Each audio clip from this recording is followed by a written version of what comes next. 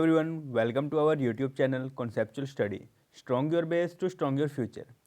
हम कर रहे थे अपने बैंकिंग एंड फाइनेंशियल इंस्टीट्यूशन, जिसमें हमने इससे पहले क्या किया था, अपना नेशनलाइजेशन फेज से पहले एक फेज और किया था, जिसमें हमने किया था इंट्रोडक्शन स्टेज कि बैंकिंग जो अपना सिस्टम है इंडिया का वो इंट्रोड्यूस कैसे हुआ था, है ना। हमने उसमें सब कुछ डिस्कस किया था कि प्रेसिडेंसी बैंक्स हुए थे, प्रेसिडेंसी बैंक को फिर हमने इंपीरियल बैंक बनाया 1921 में, फिर उसी को बाद में एसबीआई का नाम दिया गया। तो सबसे जो बेस्ट बड़ा बैंक है कैपिटलाइजेशन में वो आज के टाइम पे एसबीआई है। देखिए एक चीज़ और, ओवरऑल में अगर हम देखेंगे तो वो आपका कौन सा है, एसबीआई। मगर अगर आप प्राइवेट का देखेंगे ना तो वो है आपका एचडीएफसी। क्या है आपका, एचडीएफसी। अगर प्राइवेट सेक्टर बैंक्स में अगर देखेंगे तो वो है एचडीएफसी, ओवरऑल में देखेंगे तो है एसबीआई। पहले जब ये एसोसिएट्स इसके मर्ज नहीं हुए थे, हमने बात करी थी ना उसकी 2017 में, उसके एसबीआई के जो 5 एसोसिएट्स थे और बीएमबी बोले तो भारतीय महिला बैंक जो था वो मर्ज हुआ था किसके साथ, एसबीआई के साथ। तो तब जाके जो एसबीआई है वो सबसे बड़ा बैंक बना था। लेकिन 2017 से पहले जो आपका सबसे बड़ा बैंक ओवरऑल में था वो कौन सा था, आपका एचडीएफसी। चलिए, तो ये तो थी अपनी जो हमने प्रीवियस अपने वीडियो में डिस्कस किया था। आज हम क्या करने वाले हैं, आज हम करने वाले हैं सेकंड स्टेज किस जो था वो नेशनलाइजेशन फेज। सेकंड स्टेज हमने किया था डिस्कस, फर्स्ट स्टेज कब हुआ था अपना 1770 से लेकर 1969 तक, है ना। फिर उसके बाद 1969 से लेकर 1991 तक। 1991 तक कैसे, क्योंकि 1991 में न्यू पॉलिसी आई थी, कौन सी, LPG, liberalisation, globalisation and privatisation, ठीक है। एलपीजी आई थी, तो उसके बाद क्या हुआ था 1991 से एट प्रेजेंट तक जो हमारा है वो रिफॉर्मिंग स्टेज, जिसे हम कहते हैं थर्ड स्टेज जो थी अपनी, ठीक है। तो आज हम सेकंड स्टेज अपनी करने वाले जो है नेशनलाइजेशन फेज। देखिए नेशनलाइजेशन क्या है, पहली बात, नेशनलाइजेशन किसी भी प्राइवेट पर्सन से या किसी भी प्राइवेट को पब्लिक में जब हम कन्वर्ट कर लेते हैं, मतलब जब भी कोई बिजनेस गवर्नमेंट उसे एक्वायर कर ले या उसके स्टेक्स खरीद ले तो उसे हम क्या कहेंगे, पब्लिक की हो चुकी है ना। तो ये क्या है, इसे हम नेशनलाइजेशन होना कहते हैं। तो जो पहले बैंक्स थे ना वो तो क्या थे, वो प्राइवेटली ओन्ड थे, है ना। तो प्राइवेटली ओन्ड होने के कारण वो अपना काम कर रहे थे प्राइवेटली, भाई उनको गवर्नमेंट को कोई पैसा देना नहीं था। अब प्रॉब्लम क्या हुई थी, फर्स्ट फेज में प्रॉब्लम क्या आ रही थी, तो फर्स्ट फेज में ना प्रॉब्लम मेनली ये थी, नेशनलाइज करने की जरूरत क्यों पड़ी, क्योंकि प्रॉब्लम थी, अगर देखो सीधी सी बात, एक तो है पब्लिक बैंक, एक है आपका पब्लिक बैंक और एक है आपका प्राइवेट बैंक, ठीक है, एक है आपका प्राइवेट बैंक। तो आप कहाँ जाएंगे, आप कहाँ जाएंगे, जहां पे आपको, एक सेकेंड, हाँ देखिए, एक है पब्लिक बैंक और एक है प्राइवेट बैंक। अब आप कहाँ जाएंगे, अब आप वहीं जाना पसंद करेंगे जहाँ पे आपको रिस्क कम होगा। अब देखिए, एक तो आपका ये हो गया पब्लिक और ये हो गया प्राइवेट, ठीक है। तो प्राइवेट बैंक में उस टाइम पे क्या थे, उस टाइम पे बहुत ज़्यादा रिस्क हुआ करते थे। आज के टाइम पे अगर आप देखेंगे तो बहुत ज़्यादा रिस्क हैं, क्योंकि किसी को नहीं पता कि आपका जो बैंक है वो कब लिक्विडेट हो जाए, कब वो बंद हो जाए, कब वो घोटाले में जो है, सॉरी, लॉस में चला जाए। जैसे कि अभी रिसेंट हुआ था कोविड होने से पहले, जब हम मार्च में थे, मार्च 2019 में, तो उस टाइम पे एक खबर आई थी यस बैंक के बारे में कि यस बैंक के पास अब उनके पास एनफ फंड नहीं है, जिसकी वजह से वो अपने कस्टमर को फंड प्रोवाइड नहीं कर सकते, तो उसे लिक्विडेट करना पड़ेगा। मगर ऐसा नहीं हुआ बाद में, ठीक है। तो ये क्या होता है, ये प्राइवेट पर्सन पे आप भरोसा नहीं कर सकते। वहाँ पे लाइंस लग गई थी ना यस बैंक के सामने, लोग कह रहे थे हमारे पैसे इतने सारे हैं, हमने शादियाँ करनी है, तो हमने अपने बच्चों के लिए पैसे यहाँ पे जमा कर रखे हैं, हमारी पूरी ज़िंदगी का पैसा यहाँ लगा हुआ है। तो वो सब प्रॉब्लम है, क्योंकि लोग डरते हैं प्राइवेट पर्सन को अपना पैसा देने से। तो वहाँ पे प्रॉब्लम आ रही थी कि यार प्राइवेट में जाएं या पब्लिक में जाएं। अब लोग क्या था कि लोग ना कंटिन्यू पब्लिक के पास जा रहे थे, पब्लिक सेक्टर बैंक्स में, पब्लिक सेक्टर बैंक्स में, प्राइवेट में कोई जा ही नहीं रहा था। तो वहाँ पे प्रॉब्लम आई, और अब बैंक वाले जो थे वो भागे भागे गए कहाँ पे, गवर्नमेंट के पास। अब गवर्नमेंट को जाके बोला, उस टाइम पे गवर्नमेंट किसकी थी, इंदिरा सरकार थी, है ना, इंदिरा गांधी की सरकार थी। तो इंदिरा गांधी को जाके बोला बैंक्स ने कि मैम हमारे ना बहुत ज़्यादा प्रॉब्लम आ रही है हमें, क्योंकि हमारे पास लोग आ नहीं रहे। और बैंक का देखो, बैंक का सबसे मेन काम क्या होता है कि लोगों से पैसा लेके लोगों को देना, या तो इन्वेस्टमेंट की फॉर्म में या फिर लेंडिंग की फॉर्म में, बोले तो लोन की फॉर्म में। तो जब लोगों से पैसा आएगा नहीं और वो आगे देंगे नहीं, तो फिर मनी सर्कुलेट कैसे होगी, क्योंकि बैंक्स का जो मेन काम है वो क्या है, मनी को सर्कुलेट करना। आरबीआई ने यही कहा है ना कि आप क्या करोगे, मनी को सर्कुलेट करोगे जिससे डिमांड बढ़े, है ना। तो ये चीज उसने कहा। तो अब ये बैंक्स क्या हुए, बैंक्स कहाँ गए, इंदिरा गांधी के पास गए कि इंदिरा गांधी जी हमारे साथ बहुत ज़्यादा प्रॉब्लम हो रही है, बैंक्स पे, प्राइवेट बैंक्स जो हैं उन पे जो है लोग भरोसा नहीं कर रहे, और भरोसा नहीं करेंगे तो फिर हमारे पास जो है वो पैसा नहीं आएगा, और पैसा नहीं आएगा तो हम आगे देंगे नहीं, और जब आगे दे ही नहीं देंगे तो फिर क्या होगा, डेवलपमेंट नहीं हो पाएगी। तब इंदिरा गांधी ने क्या कहा, चलो कोई बात नहीं, मैं कुछ इसके बारे में सोचती हूँ। फिर उसने क्या कहा कि चलो ठीक है, अपना नेशनलाइजेशन करते हैं। नेशनलाइजेशन मैंने आपको बताया कि कभी भी कोई भी प्राइवेट चीज़ को, प्राइवेटली ओन्ड चीज़ को पब्लिक के अंडर, मतलब गवर्नमेंट उसको एक्वायर कर ले, तो उसे हम क्या कहते हैं, नेशनलाइजेशन। चलिए पढ़ते हैं क्या कहते हैं। Nationalisation is defined as governmental taking control, क्या कहते हैं, taking control over assets, assets का कंट्रोल कर लेते हैं, and over a corporation usually by acquiring the majority और the whole stakes in the corporation. ये एक रोटी है, ठीक है, ये एक रोटी है, गंदी सी दिख रही है मेरे को भी, मैंने अजीब सी बना दी एक सेकेंड छोड़ो, ये एक पार्ट है, ठीक है। तो अब क्या है, ये तो पहले था प्राइवेट बंदे का, ठीक है। अब वो क्या कहते हैं कि या तो उसके मेजॉरिटी, बोले तो ऐसे, ठीक है, 51%, 51% शेयर्स कौन एक्वायर कर ले, आपकी गवर्नमेंट एक्वायर कर ले, या फिर ये सारे के सारे जो शेयर्स हैं इसके, इस पूरी कंपनी को कौन एक्वायर कर ले, आपकी गवर्नमेंट एक्वायर कर ले, तो उसे क्या कहेंगे हम लोग, नेशनलाइजेशन कहेंगे, ठीक है। अब क्या है, इन 1949 में क्या बात हुई, during the early years of the country's independence, India central bank कौन है इंडिया का, आपका RBI, RBI became the first bank to be nationalised. देखो, आरबीआई जो था वो सबसे पहला बैंक था जिसे हमने नेशनलाइज किया था। आरबीआई के बारे में हम अलग से पढ़ेंगे, ठीक है, बट यहाँ पे अभी हम सिर्फ नॉर्मल लाइन पढ़ते हैं। और याद रखना कि नेशनलाइज सबसे पहला अगर बैंक हुआ था तो अपना वो सेंट्रल बैंक बोल, तो आरबीआई जो है वो सबसे पहले नेशनलाइज किया गया था। This was an important move since the RBI would soon become the regulatory authority of for banking in India, ठीक है।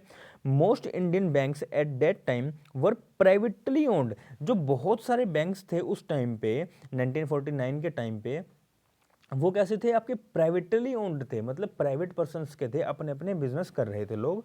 दस the Indian government that then recognised the need to bring them under some form of government control. किस चीज में लेके हैं, कि government की कंट्रोल में लेके हैं, to be able to finance India's growing financial needs, ताकि जो इंडिया की फाइनेंशियल नीड्स हैं उसे हम पूरा कर पाएं, ठीक है। तो इस चीज के लिए क्या हुआ, इस चीज के लिए नेशनलाइजेशन किया गया, ठीक है। अब समझ में आया कि नेशनलाइजेशन होता क्या है और क्यों किया गया था, क्योंकि इंदिरा गांधी के टाइम पे जो था, उस टाइम सरकार किसकी थी, इंदिरा गांधी की, ये बात ध्यान रखना, ठीक है। दूसरा, नेशनलाइजेशन क्यों किया गया था, क्योंकि प्राइवेट बैंक्स उस टाइम पे थे और प्राइवेट बैंक्स पे लोगों का भरोसा नहीं होता। क्यों, क्योंकि वो कभी भी भाग सकते हैं आपका पैसा लेके, और अगर वो डूब जाएंगे तो फिर उसके बाद आप किसके पास जाओगे, आप जाओगे भी उस बंदे के पास, तो वो कहते हैं भाई मेरे पास तो कोई पैसा नहीं है। आप कोर्ट में जाओगे, कोर्ट कहेगी ये तो लिक्विडेट है, इसका जो है वो बैंकरप्ट हो चुका है, इसके पास पैसा ही नहीं है। तो आप क्या कर लोगे, कुछ भी नहीं। आपका 1 लाख का नुकसान हुआ, मान लो उसका घर बेच के आपको पैसा मिलेगा, तो ज़्यादा ज़्यादा कितना मिलेगा, 2,000, 3,000, 10,000, 50,000 मिल जाएगा।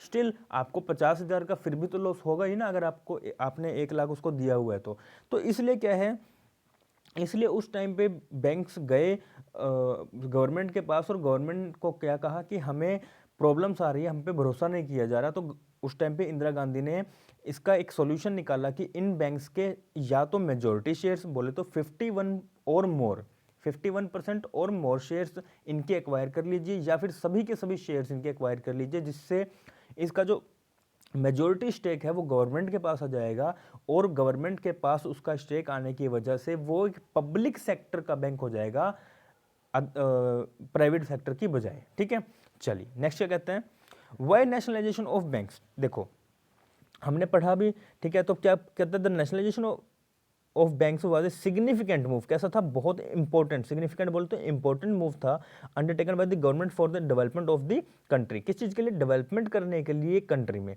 Firstly the it instilled public confidence in the banking. किस चीज के लिए, पब्लिक का कॉन्फिडेंस बढ़ाने के लिए, किस पे, बैंकिंग सिस्टम पे। ठीक है, और encouraging the mass to save and invest. ठीक है, कि आप, ताकि जो पब्लिक हैं, एक तो उनका कॉन्फिडेंस बिल्डअप करना, दूसरा उनको एनकरेज करना कि आप जो आपका पैसा है उसे इन्वेस्ट कीजिए और सेव करिए, किसमें, बैंक्स में। It allowed for elimination of regional bias. Regional bias बोले तो उनके साथ पक्षपात ना होना। ठीक है, and promoted opening up of branches in the remote areas of the country. Remote areas कौन से होते हैं, जो आपके गांव के एरियाज है, रूरल एरियाज। ठीक है, जिनमें अनबैंक्ड जिसे हम कहते हैं, भाई वहां पे कोई भी बैंकिंग सिस्टम है ही नहीं। ठीक है, एज वेल दस स्ट्रेंथनिंग दी बैंकिंग नेटवर्क। और किस चीज़ के लिए, बैंकिंग जो नेटवर्क है उसको स्ट्रेंथनिंग बोले तो मजबूत करने के लिए, बाय एलिमिनेशन ऑफ मोनोपोली और credit competition, nationalise streamed banking practice in the country. तो ये क्या है, ये नेशनलाइजेशन किस लिए किया गया, किस लिए, पब्लिक का कॉन्फिडेंस एक तो बिल्डअप करने के लिए, ताकि बायस, बिना बायस हुए वो सेव करें और क्या करें, इन्वेस्ट करें, और जिससे क्या है वो डेवलपमेंट हो सके किसकी, कंट्री की। ठीक है, तो नेशनलाइजेशन क्यों किया गया वो उसकी आपको मैंने सारी स्टोरी बता दी। अब देखिए, अब दो चीज है, मैं बार बार वर्ड यूज कर रहा हूं, एक तो वर्ड यूज कर रहा हूं आपका पब्लिक बैंक, और दूसरा वर्ड यूज कर रहा हूं आपका नेशनलाइज्ड बैंक। देखिए दोनों में कुछ खास फर्क नहीं है। ठीक है, दोनों में कुछ खास फर्क नहीं है दोनों सेम चीज, दोनों सेम चीज है। बस फर्क इतना सा फर्क है कि जो ये है ना अपना पब्लिक बैंक, पब्लिक बैंक जो है वो शुरुआत से ही पब्लिक है। समझ रहे हैं कि ये एक बैंक है, ये एक बैंक है, ये बैंक जब बना, जब ये रजिस्टर हुआ, तो वो पब्लिक बैंक के अंडर ही आता था। ठीक है, कि वो शुरुआत से ही गवर्नमेंट के अंडर ही था, गवर्नमेंट ने ही इस बैंक को सेटअप किया और इस बैंक को चला रहे हैं शुरुआत से। इसे हम क्या कहेंगे, पब्लिक बैंक कहेंगे। और नेशनलाइज्ड बैंक कौन से होते हैं, कि नेशनलाइज्ड बैंक बोले तो एक ये बैंक है, ये बैंक पहले किसका था, एक प्राइवेट पर्सन था, इसको कन्वर्ट कर दिया गया। कैसे, 51% और मोर शेयर्स गवर्नमेंट के थ्रू एक्वायर करके इसे क्या बना दिया गया, पब्लिक बना दिया गया। तो जब ये प्रोसेस होती है इसे हम क्या कहते हैं, नेशनलाइज्ड कहते हैं, और इन्हीं बैंक्स को हम क्या कहते हैं, नेशनलाइज्ड बैंक कहते हैं। ठीक है, देखिए फिर से कर लेते हैं, पब्लिक बैंक्स कौन से, जो शुरुआत से ही पब्लिक हैं, मतलब गवर्नमेंट के अंडर है, और नेशनलाइज्ड बैंक कौन से हैं, जो पहले प्राइवेट ओन्ड थे और उसके बाद गवर्नमेंट ने उनके स्टेक्स एक्वायर कर लिए, जिसकी वजह से वो प्राइवेट बैंक पब्लिक के अंदर आ गए, और इसे हम क्या कहते हैं, नेशनलाइज्ड बैंक्स कहते हैं। ठीक है, चलिए अब देखिए, अब थोड़ा सा कॉपी पेन लेके बैठिए, मैंने इसको जितना हो सके वो अच्छे से एक्सप्लेन करने की ट्राई की है, इसको डायग्राम्स के थ्रू इजी हो जाएगा आपके लिए। ठीक है, कॉपी पेन लेके बैठिएगा, इसको साथ साथ नोट करते रहिएगा। देखिए 2017 से पहले क्या हुआ था, हम दो फेज में पढ़ेंगे, 2017 से पहले क्या हुआ था और उसके बाद 2017 के बाद क्या हुआ था। एक चीज बता दूं कि आपके इस टॉपिक को शुरू करने से पहले आपका जो नेशनलाइज हुआ था, ठीक है, जो नेशनलाइजेशन फेज शुरू हुआ था वो कब हुआ था, 19 जुलाई को शुरू हुआ था। ठीक है, इंदिरा गांधी ने आपका जो नेशनलाइजेशन फेज शुरू किया वो कब शुरू किया, आपका 19 जुलाई को। ठीक है, अब 19 जुलाई को शुरू किया, और दो बार ये जो आपका फेज है ना वो दो बार हुआ। एक तो हुआ कब, आपका 1969 में, कब हुआ, 1969 में। ठीक है, जिसमें इन्होंने 14 बैंक्स को नेशनलाइज्ड किया था, बोले तो प्राइवेट से पब्लिक के अंडर लेके आए थे, बोले तो मेजॉरिटी शेयर्स इनके अपने एक्वायर किए थे। ठीक है, गवर्नमेंट ने। तो पहला कब हुआ, पहला तो हुआ आपका 1969 में। दूसरा कब हुआ, दूसरा हुआ इनका 1980 में, जिसमें इन्होंने कितने बैंक्स करे थे, इन्होंने 6 बैंक्स को पब्लिक से प्राइवेट से पब्लिक के अंडर लाए थे, किसके जरिए, शेयर्स को एक्वायर करने के जरिए, ठीक है। तो इन दो को हम क्या कहते हैं, ये नेशनलाइज्ड फेज थे। कितने थे, दो थे। एक कब था, एक था आपका 1969 में जिसमें 14 बैंक्स को किया था, और एक कब था 1980 में जिसमें 6 बैंक्स को किया था। तो अब ये कब हुआ था, देखो 1980, तो कितने हो गए नेशनलाइज्ड बैंक आपके, 20 हो गए 20 बैंक आपके नेशनलाइज्ड हो गए। अब क्या हुआ 1993 में, कब, 1993 में क्या हुआ, पीएनबी में ना एक बैंक मर्ज कर दिया गया था जिसका नाम था new bank of India. New bank of India को पीएनबी में मर्ज कर दिया। तो जब मर्ज कर दिया एक बैंक, तो कितने रह गए, 19, कितने रह गए, 19। वही चीज यहां पे है, देखो 2017 तक कितने हुए, 27 थे टोटल, जिसमें से 19 तो नेशनलाइज्ड बैंक थे। नेशनलाइज्ड बोले तो जो प्राइवेट ओन्ड थे पहले, उसको बाद में पब्लिक कर दिया गया। तो 19 तो ये थे, प्लस में एक आपका एसबीआई था, स्टेट बैंक ऑफ इंडिया। इसका नाम कब चेंज किया गया था, 1955 में, याद है आपको, मैंने करवाया था। प्लस में इसकी 5 एसोसिएट्स, ठीक है, पहले 7 थी, 2 को मर्ज किया गया, मैंने आपको लास्ट लेक्चर में बताया था, 2 को मर्ज किया गया। उसके बाद कितनी रह गई थी, 5 रह गई थी, ठीक है। हमने एसबीआई का टोटल एसबीआई हमने लास्ट में पढ़ा था कि एसबीआई कहाँ से शुरू हुई और उसके साथ एंड तक क्या हुआ है, ठीक है।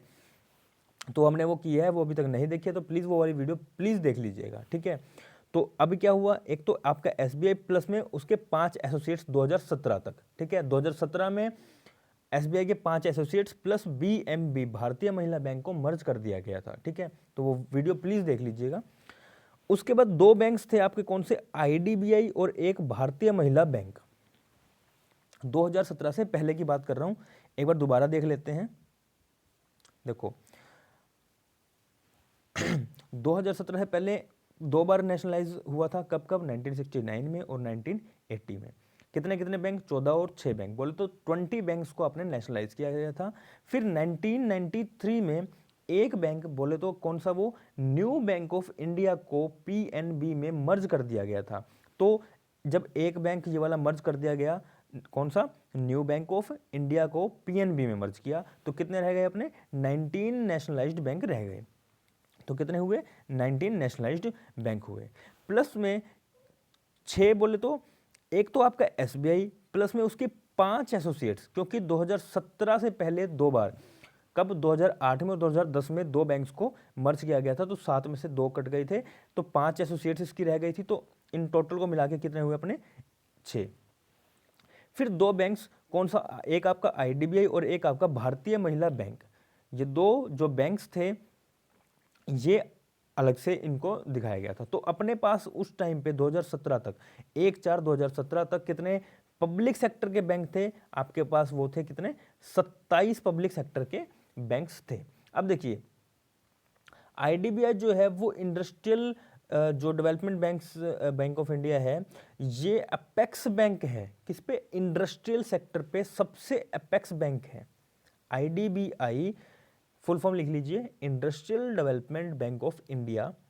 ये अपेक्स बैंक है किस पे, इंडस्ट्रियल सेक्टर पे, ठीक है। अब 1/4/2017 पे हमारे पास कितने पब्लिक सेक्टर बैंक्स थे, हमारे पास 27 पब्लिक सेक्टर बैंक्स थे। अब इसके बाद 1/4/2017 को क्या हुआ, बहुत अच्छा फेज आया था यहाँ पे। इन्होंने क्या किया, इन्होंने जो अपने 5 एसोसिएट्स बची थी, हम अभी मैंने आपको बताया ना, और लास्ट वीडियो में भी हमने डिस्कस किया था एसबीआई से रिलेटेड, कि जो एसबीआई की 5 एसोसिएट्स थी और जो बीएमबी था, बोल तो भारतीय महिला बैंक, इनको आपस में मर्ज कर दिया गया। इन तीनों को आपस में मर्ज कर दिया गया, किसको, एसबीआई को, एसबीआई की 5 एसोसिएट्स को, प्लस में भारतीय महिला बैंक को मर्ज कर दिया गया। तो कितनी रह गई, 21 रह गई। 19 तो वही नेशनलाइज्ड, एक रह गया एसबीआई और एक है आईडीबीआई। देखो अब आपके ना एक क्वेश्चन उठ रहा होगा, अगर आपने पहले वाली वीडियो अच्छे से देखी है, रिवीजन करी है, तो आपको समझ में आएगा, शायद ये क्वेश्चन उठे कि सर जो एसबीआई था वो भी तो पहले प्राइवेट था, है ना, पहले इंपीरियल बैंक ऑफ इंडिया था, फिर उसका नाम चेंज करके एसबीआई किया गया, ठीक है। तो ये भी तो पहले प्राइवेट बैंक ही था, तो इसको अलग से क्यों शो कर रहे हैं, इसको इसमें क्यों नहीं शो कर रहे? तो इसके पीछे एक रीज़न है, वैसे तो कोई रेलेवेंट रीज़न नहीं है, मगर जो आरबीआई है ना वो एसबीआई को अलग से ही शो करती है। नॉर्मल सी चीज़ है, अलग से कोई इन्होंने पर्टिकुलर रीज़न नहीं दिया, बट जो आरबीआई है वो एसबीआई को अलग से शो करती है नेशनलाइज्ड के अलावा। ठीक है, अब 2017 को 5 स्टेट्स और प्लस में बीएमबी को मर्ज कर दिया गया, तो हमारे पास कितने बचे? 21 पब्लिक सेक्टर बैंक्स बचे, 19 तो नेशनलाइज्ड, एक एसबीआई और एक आईडीबीआई। अब 2017 के बाद क्या हुआ? 2017 के बाद 2019 में ना आईडीबीआई के जो मेजॉरिटी शेयर्स हैं, आईडीबीआई के जो मेजॉरिटी शेयर्स हैं वो किसने ले लिए? एलआईसी ने ले लिए। ठीक है, एलआईसी ने ले लिए, तो इसे क्या कर दिया, ये एक्स्ट्रा है, ठीक है, थोड़ा सा सुन लेना। आईडीबीआई के जो majority share acquired by the LIC after date on, कब? 2019 में, 14 मार्च 2019 में, जिसमें आरबीआई ने क्या डिक्लेयर किया? आईडीबीआई को प्राइवेट सेक्टर का बैंक डिक्लेयर कर दिया। तो अब पब्लिक सेक्टर में से तो हट गया, पब्लिक सेक्टर में से आईडीबीआई हट गया, कितने रह गए? 20, पहले कितने थे? 21। अब जब आईडीबीआई यहाँ से कट गया क्योंकि इसके एलआईसी ने शेयर्स ले लिए, तो इसको प्राइवेट डिक्लेयर कर दिया, किसने? आरबीआई ने। तो अब कितने रह गए? 20, कितने? 19 तो आपके जो नेशनलाइज्ड थे और एक आपका SBI, state bank of India. फिर क्या हुआ? फिर अप्रैल 2019 में एक तो विजय बैंक और एक देना बैंक, ये दोनों कहाँ मर्ज हुए? बैंक ऑफ बड़ौदा में मर्ज हुए। अब रहे कितने थे? सबसे पहले यहाँ पे 21, फिर कितने हुए? 20, फिर कितने हुए? ये दोनों मर्ज कर दिए, तो 2 और कट गए, कितने रह गए? 18।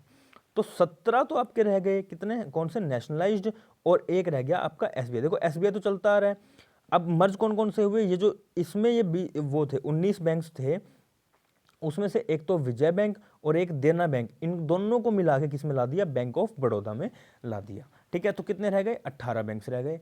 उसके बाद 30 नवंबर को, अब ये चीज़ थी ना, ये थोड़ा सा और ध्यान से सुनिएगा, यहाँ पे इन्होंने और ज़्यादा मर्ज करने की ट्राई करी। ठीक है, तो ये जो 30 अगस्त 2019 को हुई ना, सॉरी 30 अगस्त 2019 को हुआ क्या, कि जो निर्मला सीतारमण, हमारे जो फाइनेंस मिनिस्टर हैं निर्मला सीतारमण, ठीक है, इन्होंने बहुत अच्छा काम किया। ठीक है, इन्होंने अपने, देखो फाइनेंस मिनिस्ट्री में रहते हुए इन लेडी ने बहुत ज़्यादा अच्छा काम किया। ठीक है, तो इन्होंने क्या अनाउंस किया कि हम 6 पब्लिक सेक्टर बैंक्स जो है वो मर्ज करेंगे, किसमें? 4 better performing anchor bank, anchor बोल तो बड़े वाले bank, and subsequently this number of public sector bank reduce to 11, कितने? 11 बैंक्स में रह जाएंगे, +1 एसबीआई फ्रॉम 27। देखो सबसे पहले कितने थे हमारे पास? 27 थे ना, तो वहां से वो कह रहा है कितने, कि आप 27 बैंक्स रह जाएंगे। तो अमलगामेशन क्या किया गया, कब किया गया? 1/4/2020 को। ध्यान से देखो, अमलगामेशन कब किया गया? 1/4/2020 को, लेकिन अनाउंस 1 साल पहले ही कर दिया था कि हम लोग इसको मर्ज करेंगे। अब इतना थोड़ा टाइम देना पड़ता है बैंक्स को, ताकि वो अपनी जो सारी सेटलमेंट्स वो पूरी कर पाए। ठीक है, तो अब क्या है, हुआ क्या क्या? कैनरा बैंक, देखो ये अपने पास 6 बैंक्स हैं। ठीक है, तो कैनरा बैंक में सिंडिकेट बैंक को मर्ज किया गया, इंडियन बैंक में इलाहाबाद बैंक को, पीएनबी में ओबीसी को और यूनाइटेड बैंक ऑफ इंडिया को, फिर यूनियन बैंक ऑफ इंडिया में आंध्रा बैंक को और कॉरपोरेशन बैंक को मर्ज किया गया। दोबारा देखते हैं, सेंट्रल में सिंडिकेट को, सेंट्रल सिंडिकेट याद हो सकता है, Indian bank Allahabad, Indian bank Allahabad. ठीक है, पीएनबी में ओबीसी और यूनाइटेड बैंक ऑफ इंडिया। फिर यूनियन बैंक ऑफ इंडिया में कौन कौन सा? आपका एक आंध्रा बैंक और दूसरा कॉरपोरेशन बैंक को आपने मर्ज कर दिया। और उसके बाद आज के टाइम पे अगर हम देखें तो वो कितने हमारे पास हैं? 11 पब्लिक सेक्टर बैंक हैं, प्लस 11 में कौन से आते हैं आपके? 10 तो वो, प्लस में एक जो है आपका एसबीआई आता है। ठीक है, तो देखिए एक बार दोबारा देख लें हल्का सा। अब मैं एक चीज़ और आपको नहीं बता दूं, देखो जब इन्होंने 1969 में किया, मैंने आपको बताया ना कि 2 बार नेशनलाइज किया, तो एक बार तो कब किया? एक तो 1969 में किया और एक बार 1980 में किया, है ना? तो यूं ही कर दिया होगा, मतलब कुछ तो देखा होगा ना उनके लिए। तो एक चीज़ देखिए कि अब देखो छोटे छोटे बैंक को मर्ज करने का कोई फ़ायदा नहीं, आप बड़े बड़े उठाओ, बड़े बड़ों को आप लेके आओ। जब बड़े आएंगे पब्लिक के अंडर या गवर्नमेंट के अंडर, तो वो काम अच्छा कर पाएंगे, और कहीं प्रॉब्लम आई तो गवर्नमेंट उनको रिहेबिलिट भी कर सकेगी। तो पहले जब 1969 में किया गया 14 बैंक्स को, कितने बैंक्स को किया गया था, पहली बात तो 14 बैंक्स को, 14 बैंक्स को किया गया, तो उनका क्या किया गया, उन बैंक्स को किया गया जिनके पास 50 करोड़ और मोर 50 करोड़ और मोर डिपॉजिट है, उन बैंक्स को गवर्नमेंट ने नेशनलाइज किया। फिर 1980 में उन बैंक्स को नेशनलाइज किया जिनके पास 200 करोड़ और मोर की डिपॉजिट्स थी। ठीक है, तो दो नई चीज़ है यहाँ पे। 69 में 50 करोड़ वाले बैंक्स को या 50 करोड़ और मोर वाले बैंक्स को जो है नेशनलाइज किया, और 1980 में 200 करोड़ और मोर वाले बैंक्स को नेशनलाइज किया गया। ठीक है, तो नेशनलाइजेशन फेज में क्या था, पहले तो अपने पास 27 पब्लिक सेक्टर बैंक्स थे, जिसमें से 19 नेशनलाइज्ड, फिर 6 बोल तो एक SBI, 5 उसके एसोसिएट्स, और 2 बैंक्स जिसमें IDBI और भारतीय महिला बैंक आता है। फिर उसके बाद SBI के 5 एसोसिएट्स को प्लस में भारतीय महिला बैंक को इसमें मर्ज कर दिया गया, तो कितने हमारे पास रह गए, 21 नेशनलाइज्ड, 19 तो नेशनलाइज्ड, और एक आपका SBI और एक आपका IDBI। फिर IDBI के शेयर्स किसने ले लिए, आपके LIC ने ले लिए, तो SBI रह गया, 19 आपके नेशनलाइज्ड रह गए। ठीक है, तो 19 तो नेशनलाइज्ड प्लस में एक SBI, तो कितने हो गए, 20 हो गए। फिर उसके बाद विजय बैंक को और देना बैंक को किसमें, बैंक ऑफ बड़ौदा में मर्ज कर दिया गया, तो 18 बैंक रह गए, जिसमें 17 तो आपके नेशनलाइज्ड हैं और एक आपका SBI। ठीक है, अलग से दिखाते हैं, कौन, RBI।